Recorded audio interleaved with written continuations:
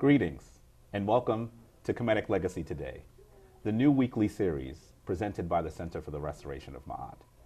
My name is Heru Jeden Ma'at Aten Ra, also more commonly known as Jabari Osaze. And my name is Anika Daniels Osaze, also known as Unfurka Ma'at. The Center for the Restoration of Ma'at is a new organization. Anika, why don't you tell us a little bit more about the center? Okay. The Center is an organization whose focus is to bring back the Kemetic legacy. Now, what do I mean by Kemetic? Kemetic is the ancient term for Egypt, as we know commonly today. The spiritual meaning behind the Kemetic legacy is to be at one with the divine creator. It's not a religion per se, it's a spiritual understanding and a way of life. So what our purpose is with the center is to help everyone understand how to return to that Kemetic legacy, to return to that way of life. And as we focus with Kemetic Legacy today, I have to say you're in for a great treat. Our weekly series is the Journal of Ancient African Spirituality and History, and certainly we'll focus primarily on ancient Kemet.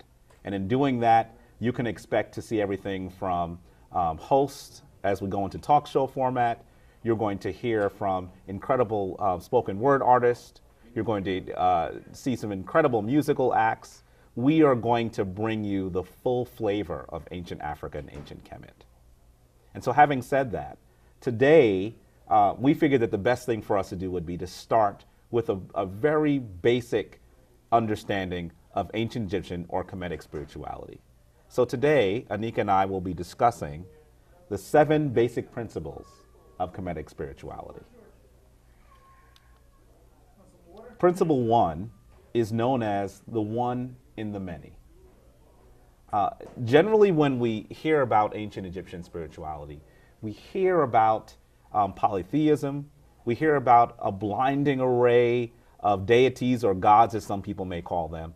And often these things can become very confusing for anyone who isn't very familiar with ancient Kemetic spirituality. It's very important for us to recognize that the ancient Egyptians, the ancient Kamites, viewed the divine force as one basically indescribable force that differentiated itself into different faculties or powers. And so often when we talk about the one in many, most people begin the discussion with Akhenaten or Akhenaten, who some people say is the father of monotheism. But clearly, if you're more familiar with the work of the Cushitic kings in the 25th dynasty, you'll become even more familiar with the fact that the ancient Egyptians always viewed their divine force as one single being. In fact, as we talk about the 25th dynasty, there's a really wonderful description of the divine power in ancient Egypt that has been recorded on what most people call the Shabaka stone. Shabaka is one of the Nsubiti, or pharaohs, as you may have heard commonly known today, who comes forth from south of Egypt, of Kemet, and as he becomes the ruler of ancient Kemet, he decides that he's going to do something very curious for someone that what most people consider a foreign leader. He's going to begin to describe Kemetic philosophy, Kemetic spirituality from its essence. And so he actually goes back to one of the documents that he considers worm-eaten. That is, when he found it was in horrible condition. And he has it rewritten. This document is now known as the Shabaka stone and is often the best description and the earliest description of the divine force in our world. I mean, in that description, he describes Ptah. Ptah, this divine force that comes out of nothingness. Ptah is the creative force. And it's said that he was a blacksmith. And in doing that, in the description called the creation of Ra as Ptah, and we'll talk more about this in future episodes, Ptah actually whittles each of these divine forces, these principles, from Ausar, or known as Osiris, or Heru, known as Horus. He whittles them together, creates them, and in doing that, he creates these divine forces that we're more familiar with. And at the end of this entire description, he goes back and reminds us that each of them are nothing but the teeth, the hands, and the feet of this one divine force. So it's a really wonderful description of the one in many. Okay. Now, when we talk about the one in many, we also have to understand the force from within. What you'll find in our show is that we spend a lot of time trying to use the Kemetic terms. It's very important to use the language of your ancestors and to make sure that you don't offend them in any way. So we tend to use some of the Greek terminology that you've heard just because it's something you're familiar with, but we'll definitely tell you the original Kemetic terms. So when we talk about the force from within, many of you would say that that's God. In the Kemetic faith, we call it Nter, or you might have heard it as Netcher or Netzeru. There's several ways of pronouncing it. What you'll find in the ancient language, what some of you may have heard as hieroglyphics, we call the Meru Netter, or the Ntu Nter, is that since vowels weren't used that frequently in the language, that just like in any language you'd have a dialect, there are people who may have pronounced it with different letters, different vowels. So you'll see that there are different pronunciations. But for the purpose of this show, when we refer to God, we are using the term Unter. So the Unter is the divine creative force. That's the force that rules all things. And when we talk about all things and the divine creation within self, what we're saying is that the Creator is everything. And that includes humans, that includes animals, that includes plants, that includes all things, and that one can be a divine force. What you also need to realize is that when we talk about Nter, that force is both female and male. So the divine force in itself, in the spelling of the word, the T being the feminine principle and the R being the masculine principle, we are discussing our Creator as both masculine and feminine. So when you're looking at your Creator, you're looking at yourself. And that's one important thing to realize when you're talking about the spiritual force. That's a really good description. Those of you who become familiar with this show will really enjoy Anika's descriptions of the language of the Meru Netter, as she is one of the few people that is actually able to speak the language. And so we're going to go in depth into language in future episodes as well. Just want to add another point with the force from within. There are so many different times that we see images in ancient Egypt or images from ancient Egypt, and we're not really aware of what each of these symbols mean. And I always enjoy talking about what we now know as the Sphinx, which is actually called Heru Emanket, or Heru on the horizon. For those of you who are not familiar with Heru, we'll talk more about Heru, but you'll notice that our studio is Heru down today. You'll see the Heru energy behind us and also on our tapestry. Heru is that force that has to do battle with his animal self. For those of you who don't know what that animal self is, think about that urge that has you grab for the second slice of cheesecake when you know that you only need one, or the urge that continues to allow you to stay in bed after your alarm goes off. It's that thing that forces you to do those things that you know are not necessarily the things that you should be doing. And so when we deal with that animal drive, we're looking at that large leonine or lion form in the form of the Sphinx, or Heru Emanket. And you'll note that at the top you'll see a head of a human with the cloth of royalty, but also a head that is actually smaller, at least 2/3 smaller than the body itself. And so what we're really saying here is that in order to become a divine being, you have to refine this primal animal self into the divine human self. And so that is the meaning behind the great beast, Heru Emanket. Principle 3 is something I like to call blessing in balance. And you'll note that if you are familiar with ancient Kemetic spirituality, the Kemites actually described their spiritual factors as always needing to either be in balance or return to balance. And this great form of balance is known as Ma'at. you'll note that Ma'at is so important to us that we actually named our center the Center for the Restoration for Ma'at after this wonderful goddess. And it's also in my name. And it's in her name as well. I knew she was going to mention that, by the way. As we look at Ma'at, this woman that wears this feather, a feather is actually an ostrich feather like the one that Anika is holding. She wears this feather on her head, and it's a reminder that in the end, your soul, your deeds, your acts must be weighed against the feather. So that we're going to talk a little bit more about the judgment scene later on in the show, but your heart must be lighter than a feather for you to enter into the Hall of Ma'ati, or what most of us would call heaven today. Ma'at is also known for 7 principles: truth, justice, balance, order, reciprocity, harmony, and righteousness. You may actually think that she's quite familiar. Particularly all of you who are in the legal system, you might say, well, isn't she the woman that holds the scales? Yes, she is. But in the ancient Kemetic legacy, they didn't believe that she should be blind. So you won't see her blindfolded. But definitely this is the archetype for Lady Justice that we see in Western society. So the ancient Egyptians always believed that things had to return to balance. And when things were out of balance, things were in chaos. And when things are in chaos, those are when those extremely negative things happened to their nation, to their community, and even to the individual. And so each day, a Kemite would begin their day by reciting what are known as the 42 negative confessions of Ma'at, by saying that they weren't going to do certain things during the day. And then they'd end their day by saying that they had not done those things. And if they had, they would ask for divine forgiveness at that point.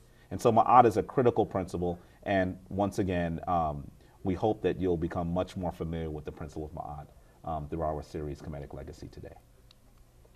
Okay. Now, in order to reach Ma'at, it's important to realize there are several tools to the path of spiritual development. And that's something that the center is in place to help you with. First thing you need to do is pray. We should all be familiar with that, regardless of what spiritual background you have, what religion you follow, whether it be Hinduism or Judaism. Everyone should understand the basic philosophy of prayer.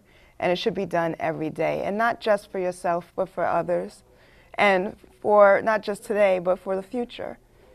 So in your prayers, as you're doing your 42 laws each day, and you talk about the things that you will not do, and the things that you also talk about what you hope to do, what you'd like to see for your life, and for your family, and for your friends, and people who are close to you. The next important tool is ritual and ceremony. Just like in a Baptist church, you go to church on Sundays, you have certain hymns that you should be reciting. In the spiritual faith, in the Kemetic faith, there are different rituals and practices. And you'll see one a little bit later on in the show that we follow each morning. When you wake up between usually the hours of between 4 and 6, when you're most vibrant in the mornings, you would wake up and you would do your best to recite the different areas of necessity in your life. One thing you'll hear about would be the canopic jars, the children of Heru. The fact that when someone goes on into the next realm where they're deceased, the different organs were taken from their body and placed into different jars. And each of those jars had a meaning or a semblance, and each of those organs were taken for a particular reason. And those organs would be blessed upon in those canopic jars. So, and each one would have a name. When we're doing what we call the opening of the way, you're actually referring to each of those body parts as divine body parts. It's important to realize your body is your temple, and each part of your body should be honored, and it should be recognized each day. So you're not just asking for your health, but for your clarity. So that's something that would be done in ritual and ceremony. Now, study is very important. It's important for you to read, and not just to read anything about ancient Egypt or about the Kemetic legacy, but it's also important to read other books of faith to understand that we all come from a basic background, that we have a function, a focus that's all comes from the same creator, the same divine being, and that we're all on the same page. Meditation is very important. And I'm sure that many people do that regardless of the faith that they're in. But when you're meditating, it's important to realize that to be at your highest point of meditation, it also includes what you eat and what your diet is. And that you need to focus on the lighter you eat, the better you can meditate and the closer you become to the divine being. And finally, spiritual discipline. Realizing that this needs to be done every day, not just one day of the week. And that it is important that you do this on a regular basis and make this a practice in your everyday life. Certainly, Anika has actually shared with us some really important tools on your path to spiritual enlightenment. And I always say that it's easier, and I think that each of us will probably find that certain aspects of these tools are probably easier for us. And it's important for you to continue to work on the other ones that are not as easy. For example, I tend to have a little more difficulty with quieting my mind. Anika, my divine reflection, constantly says, "Do you always need to have the television on?" Sometimes my embarrassed response is yes. And so it's important sometimes to still the mind, to think about returning within, because if we believe that we are divine vessels, then virtually everything in this entire universe is within us. And so going within is perhaps the greatest school, the greatest teaching forum that we can actually enter. And so we have actually some footage of an incredible ritual. And perhaps it's also a shameless plug, because the ritual is part of our Hebs Tawi, or our wedding ceremony that was done a little bit more than 8 years ago. And you'll see our chief priest, the person that we go to for spiritual guidance, he will actually go through the opening of the way, and he does it in an interesting and unique format because he actually does it in libation. And those of you, we're filming this during the Kwanzaa period, you certainly are familiar with libations. Mm-hmm. You're going to see this libation done in the form of the opening of the way. And so with that, I think we should go to this particular footage. And some of you may be familiar with our priest as well from the Shrine of Ma'at. It's Baba Heru Ankra Samaj Se Pata. So you've probably seen him. You may also be familiar with his mate, Queen Afua. And here we have him actually performing the ceremony.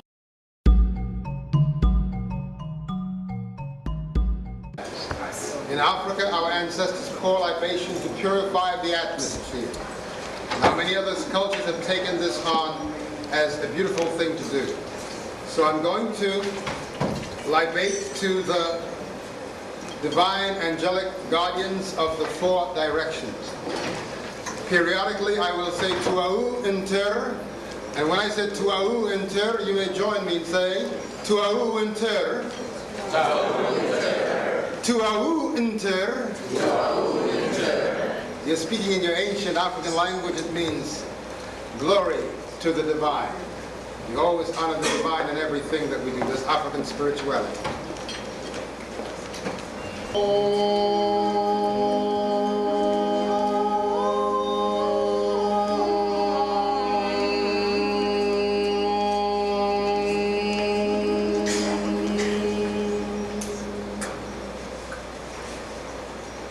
Anachra and bekat nuk and bekat anachra happy nuk to our winter anachra circuit nuk circuit anachra Kipsenu, nuk, kipsenu, to our winter. I can't hear you, village. Anashara, us, nuk, us. Anashara, insect, nuk, insect, to our winter. Knit, nuk, knit. Anachara to Amute, Nuk to Amute, to our winter. Nuk, Nuk, get to a winter. Nook, and a shirak tip, nook, nook, tip, nook, tip, nook, tip, nook, tip, nook, to a winter. And a shirak pout in there, nook, pout in there, and a shirak in boo in there, nook, and boo in there, to a winter.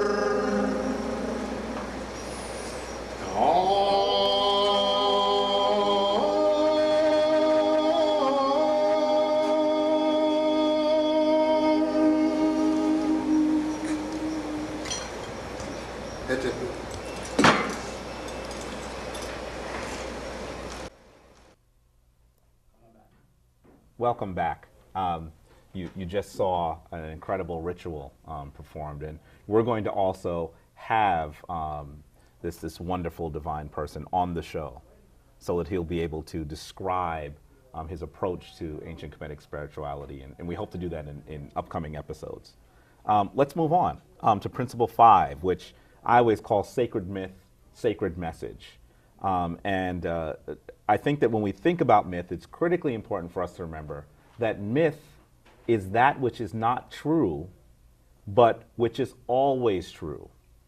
And so it's very, very important for us to recognize that we've been taught in school that myth is something that primitive minds created because they weren't able to understand the true genesis of so many things in our world. And in actuality, that takes away all the spiritual and revelatory dimension from all of these great myths. And in contrast, think about what history is. History is that which was once true. So that in some ways, myth is more powerful than history, because myth is that which is always true, and history is that which was once true. And so it's critically important for us to remember that. I like to always talk about some of the things that are some of the books that are on my bookshelf, some of the things I'm going through, and I certainly am enjoying reading Tom Harper's The Pagan Christ. He goes through great myths in the Bible and describes what the deeper spiritual meaning might actually be. And so it really is powerful to be able to see his description of it. But clearly it's very difficult today to talk about myth and not talk about the man who actually brought myth back to public consciousness, and that would be the amazing Joseph Campbell, who unfortunately died in 1987. Joseph Campbell is one of the most important proprietors of sacred myth from all across the world. So I'd say to you that if you're able to pick up anything that he's done, including the wonderful PBS documentary, it'll certainly be worth it. And so myth is the kind of story that encapsulates, that ensconces great spiritual teaching. We're going to talk a lot about myth, great myth, over the course of the show, particularly the most important myth of the story of Ast, Ausar, and Heru, perhaps the world's most earliest and most important deity, and so Trinity. And so we're certainly going to talk a bit more about that as we move on as well. One thing you'll find about the Kemetic legacy is that there are symbols everywhere. And what you'll realize is someone who's becoming initiated into the Kemetic faith will see things in ways that they've never seen them before. You'll realize that these symbols were always there, but they have new meaning to them. One great example would be the symbol of the Ankh, which my mate carries with him all the time. This is a meditation Ankh, and it represents the symbol for life. Now, why do we say that it represents the symbol of life? Most people who look at this would just say, well, it looks like a cross or similar to a cross. And yes, that's true. That's something, it could be considered to be one of the earliest crosses that existed. Now, in this particular symbol, we have the top piece, which is kind of rounded and looks like a womb, or what we say would be the womb, or the feminine principle. The bottom part, or what we would consider to be the shaft, would be the masculine principle. And then you would have the offspring coming from the sides. So what does that mean? This is the ultimate symbol for regeneration, rebirth, for life, for offspring, and for generation. So it's important to realize that when you look at it from the eyes of someone who may not have seen an Ankh before, you may see one thing. But once you start understanding the Kemetic legacy, you'll see that it's much deeper. I know when we go on the different tours held by Tony Browder in DC, you'll realize that when you're looking at the city, it looks like any other city to you. But when you actually look at the different symbols that are facing you, many of the people would say, well, the Masons created a lot of that. But where did the Masons get that information? It's actually African spirituality and ancient African symbols that you're looking at. And it may not mean much to you right now, but through the different episodes that we have on our show, we'll actually start explaining to you what those symbols actually mean and why those particular symbols were used in creating the city of DC. So you'll see that there's symbols all over and that they'll have so much more meaning to you once you start delving into this Kemetic legacy. And in actuality, Anika, that's a really important description of the Ankh, because most people will say that the Ankh is a symbol of life, but they don't actually understand why it's a symbol of life. Mm-hmm. And so we're seeing the recognition of male and female order, mm-hmm. and balance, and the importance of family. Mm-hmm. And I always say to brothers, keep in mind that you can clearly tell which symbol is on top. And so ancient Kemet is a matrilineal order, and so that is the way that they would have viewed the world. The feminine principle is critically important in a description of philosophy or spirituality. Also, I just want to say that one of the reasons why these symbols can become so difficult to understand is because what we're actually doing is we're trying to understand something that the highly initiated would have understood. And so symbol could mean something to the general public, mm-hmm. but it certainly meant something very, very different to individuals who are the initiated, who had spent as many as 42 years in a temple, mm-hmm. Attempting to learn and attempting to build on their spiritual development until they were able to be the final stage of initiate or a chief priest. And at that stage, all of this world of sacred symbolism would be open and revealed to them, and they'd be able to access it for their lives. That's one of the reasons why we talk about the Ankh and symbolism as being critically important in understanding the world of ancient Kemet. But keep in mind that we're not here simply for history. We're here to teach you, hopefully, some symbols and some practices that will help you understand how to live a more divine life.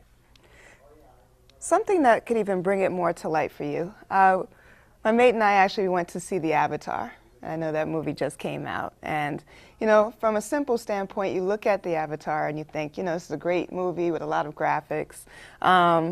It may even seem like it's a love story to some extent, a battle of great truth or challenges.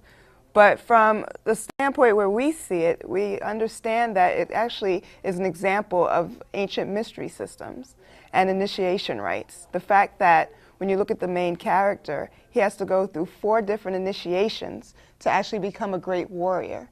One, starting off where he's going into the earth. His first steps when he becomes the Avatar, he sticks his feet into the ground.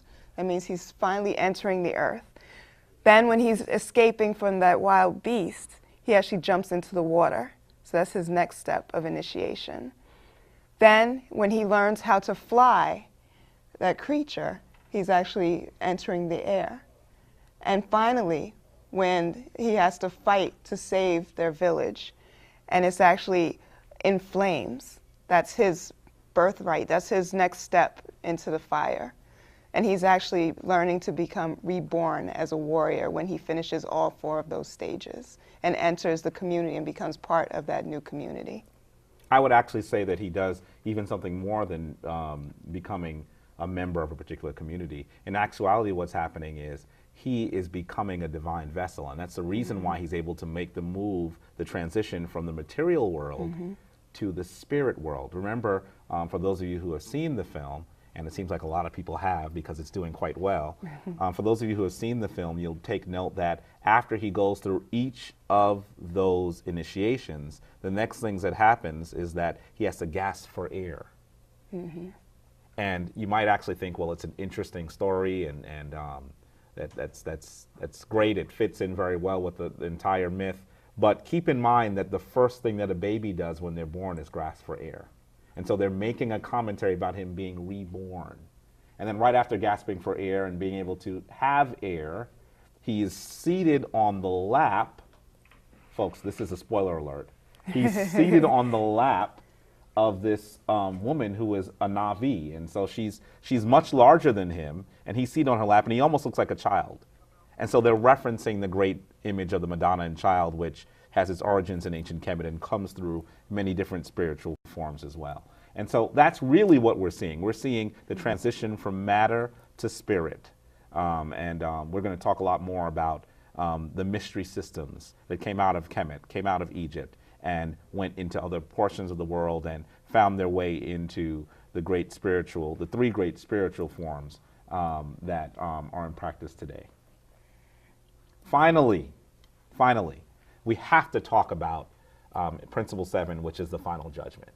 And in actuality, every ancient Egyptian, every Kamite believed that in the end, when we go to meet our Maker, we are going to be judged by our deeds. Now, what does that mean? That means that while some of you might focus on saying the name of the right divine force, the ancient Kamites actually believed that what was important was your deeds. And so your deeds, if you look at the final judgment scene of Ani, your deeds are what give you a light heart. And as you have that light heart, that heart is weighed against the feather of Ma'at. And in being weighed against the feather of Ma'at, this would actually decide whether you were sacred, divine, and rectified, what we would call Ma'keru, true of voice. And being true of voice, you'd then be able to enter into the Hall of Ma'ati. Now, let's say, some of you might say, well, if I'm being judged by my deeds, there's some days I might have done some things that I really shouldn't have done. And so does it mean that regardless of what I've done in my past, that I'm still going to be judged for it, regardless of whether I do incredible, wonderful, giving things in my present and my future? And the answer would have to be no. As you look at the image of the judgment of Ani, you'll take note of the fact that at the top you will see 12 Neteru, or netchers, as some people would say. And those 12 netchers actually some will have an ankh up, and some of them will not have the ankh up. And essentially what they're doing is, when the heart is actually equal to the feather, then it goes to the jury. Yes, this is the origin of the concept of trial by jury.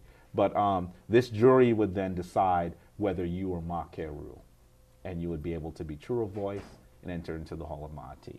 Now, keep in mind that all of these principles operate on several different levels. And as I say they operate on several different levels, this is not just a great spiritual allegory for our edification in a future time, but every person who is following Kemetic spirituality would have actually gone through the 42 laws, the 42 negative confessions of Ma'at, and in doing that, they would actually be practicing the preparation for judgment every day, because of course, as we lay our heads into our bed, to some degree, we're actually going into the period of death. And then we wake in the morning, we're reborn again.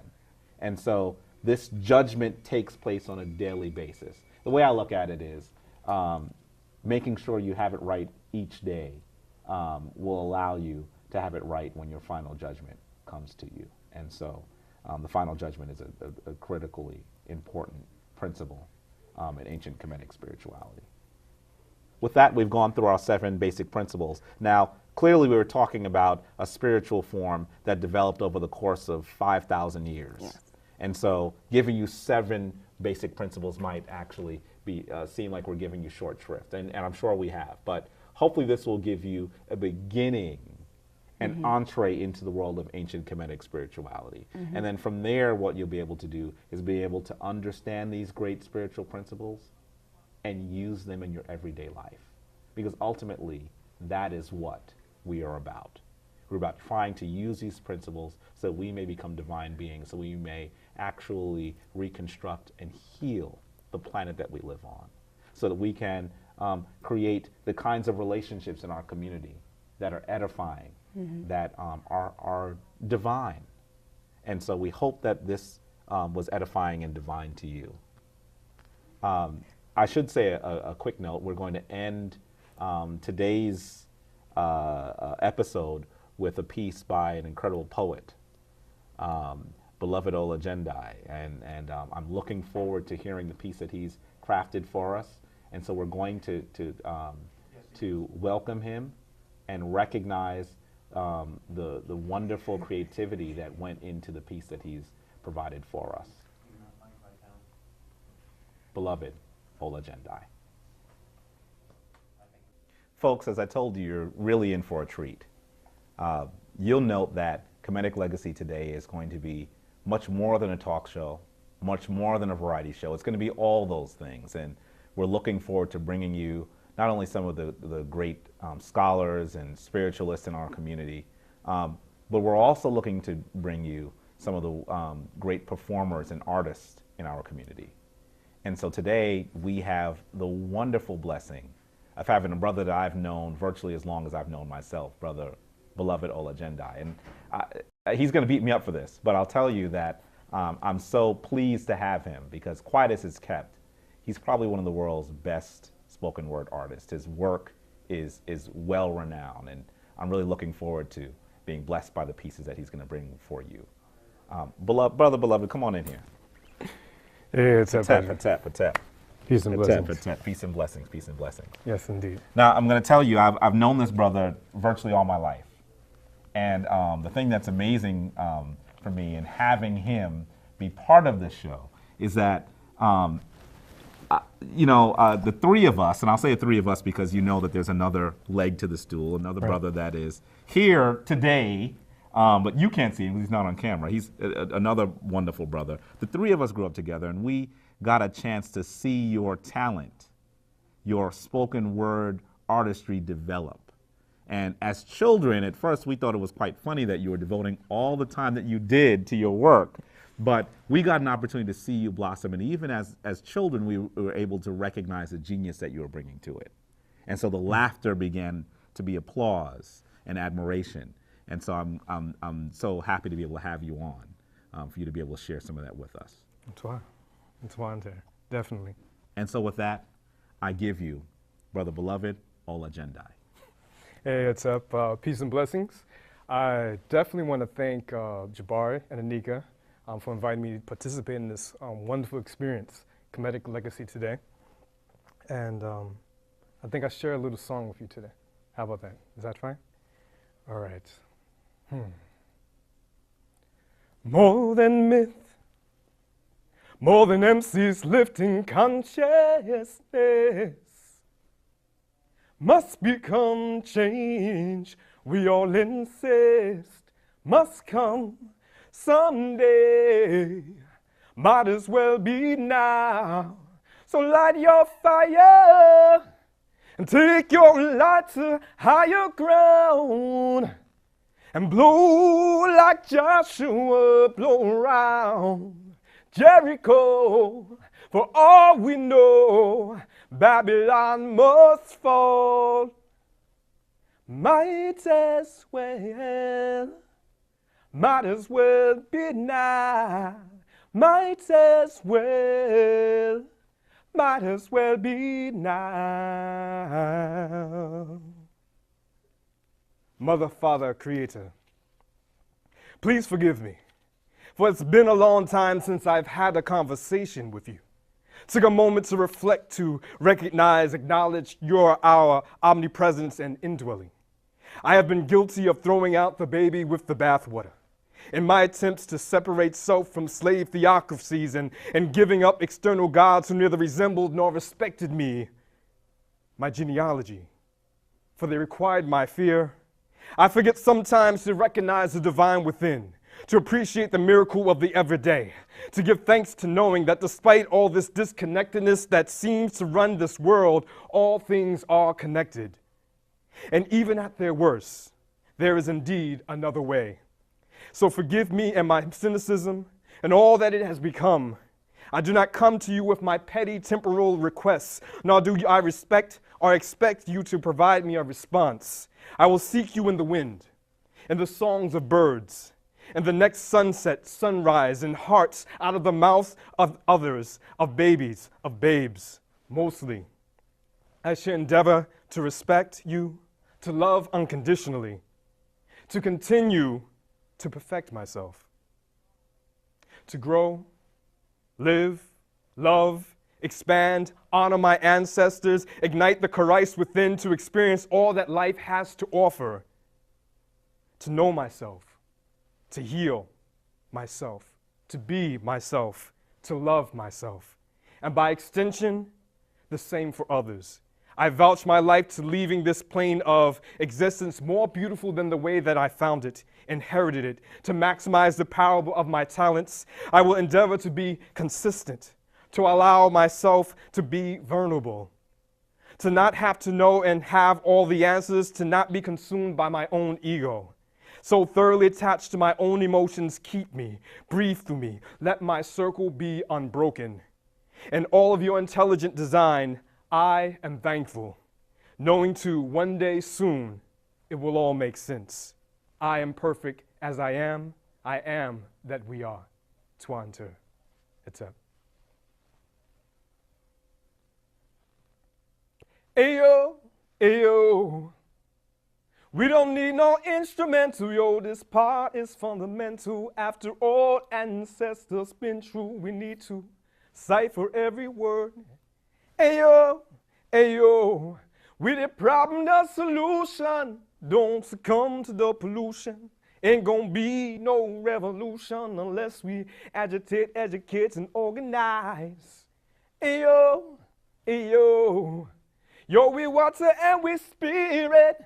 Make me holler when I hear it. Freedom taken, never given. Though thy vision come again, this easy living. Ayo, ayo. Ain't gonna be no instrumental. Yo, this part is fundamental. There's a truth that come essentially. We responsible for free and we. Ayo, ayo. With the problem, the solution.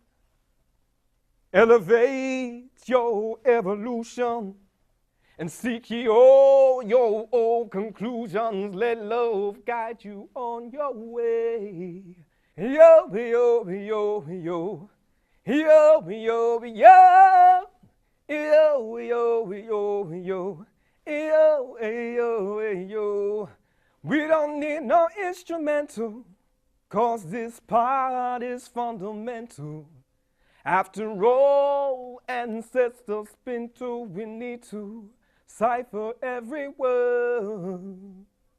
Twante. Wow, bless. Oh, wow, wow. Beautiful. It's up. Beautiful, beautiful, Yes, beautiful. yes. Total. Yes. I really want to thank you for Just a that, vessel. for the wonderful pieces that you brought forth. And want to ask you what you're up to next. I don't get to ask you this part of it very often because we're also talking about lots of other things. But That's right, man. so what are you up to next? Do you? Oh man, I dream big. I tell you this, man. Okay. And living into the dream is the biggest thing for me right now. Right. To create possibility. Mm-hmm. I'm currently in transition. I have been working on a manuscript that's tentatively titled "Another Place Called There."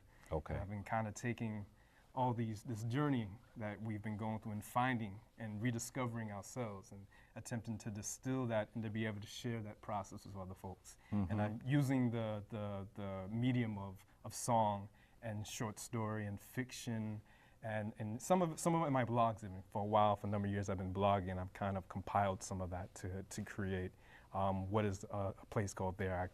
I refer to also as essays and assonance. Mm-hmm. And definitely some of I guess my experiences in Kemetic initiation has definitely fed that.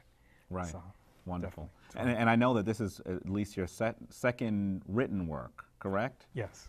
And the first one, Butterflies in Disguise. Yes. Is that still available? We have a few limited copies left. In other words, folks, if you're interested, he's going to give you an email in a minute. If you're interested, you're going to need to get with him to see if you can get a copy of that. How can people reach you? Probably the place I spend a lot more time now, and I'm almost ashamed to say it. I'm at Facebook as Beloved. Yeah, and another Facebook junkie, folks. It's spelled phonetically, so it's Beluvid. If you search on Facebook, you will find me. Right. I was on MySpace for a while. Mm-hmm.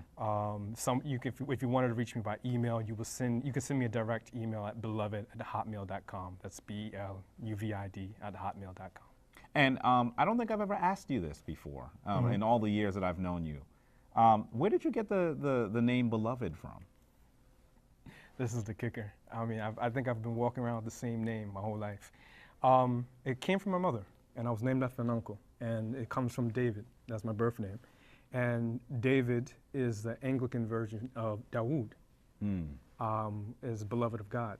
Right, right. And I know Dawood is also, you can trace it back to Kemet, inside of I'm going to jumble it right now, but the beloved land, but also the beloved people. Mm-hmm. And so my name kind of brings it full circle inside of a Kemetic rendering.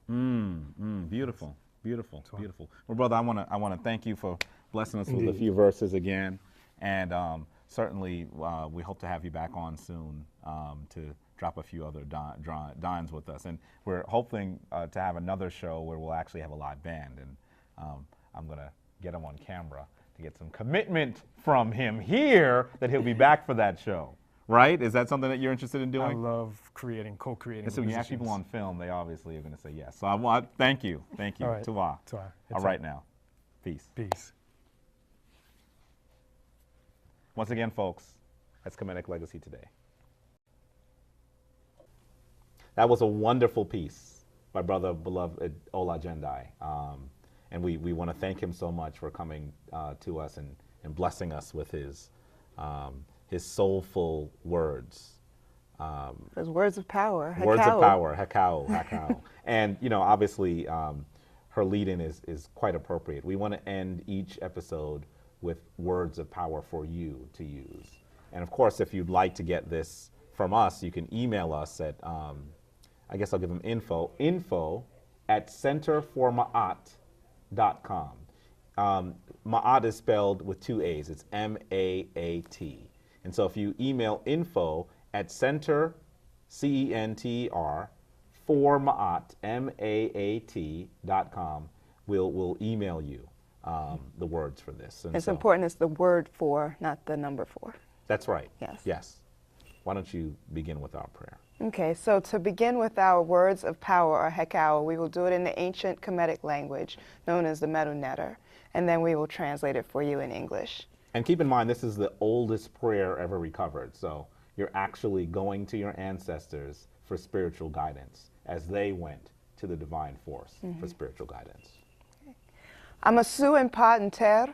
Amasu en pa enter. Sauksu. Sauksu. Ementra. Ementra. En pa enter. En pa enter. Autu aura. Autu aura. Maketi pa herura. Maketi pa herura. Give yourself to the One Most High. Keep yourself daily for the divine, and do it tomorrow just as you do it today. Twau inter. Praises to the Creator. And we just want to make sure that you're aware that this is a weekly show, so look for us again next Saturday at high noon, at 12 noon, and we'll hopefully have something that's even as just as edifying as today's episode was for you. We should also let you know that if you're interested in any of the work of the Center for the Restoration of Ma'at, you can easily email us at info@centerformaat.com. And we also have a tour of the Brooklyn Museum coming up on January 30th. So if you're interested, email us and we'll definitely let you know more about that. Yes. The focus will be on ancient Kemetic pieces and looking at them from an African-centered point of view. With that, it's important for us to say that the divine force in us greets the divine force in you. Shemem Hetep. Go forth in peace. Peace.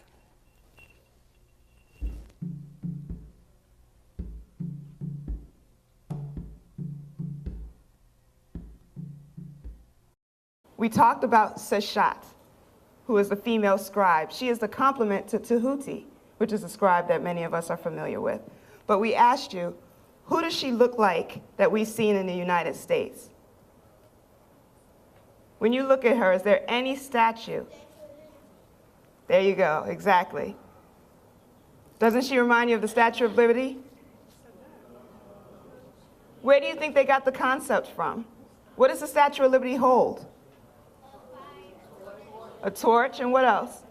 And a book. What do you do with a book? You read a book, right? Somebody wrote the book. She's the master scribe. That's where they got the concept for the Statue of Liberty. Now, we talked about Ma'at. And I mentioned to you that every day you have the opportunity to make up for the day that passed.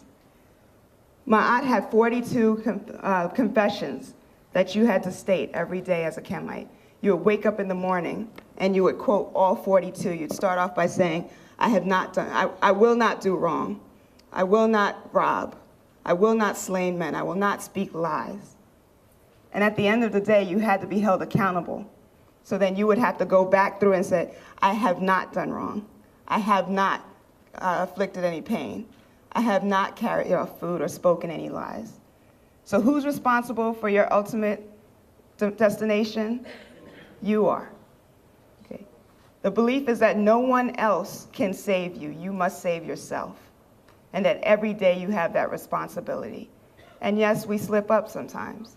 But every day you have the day to be reborn.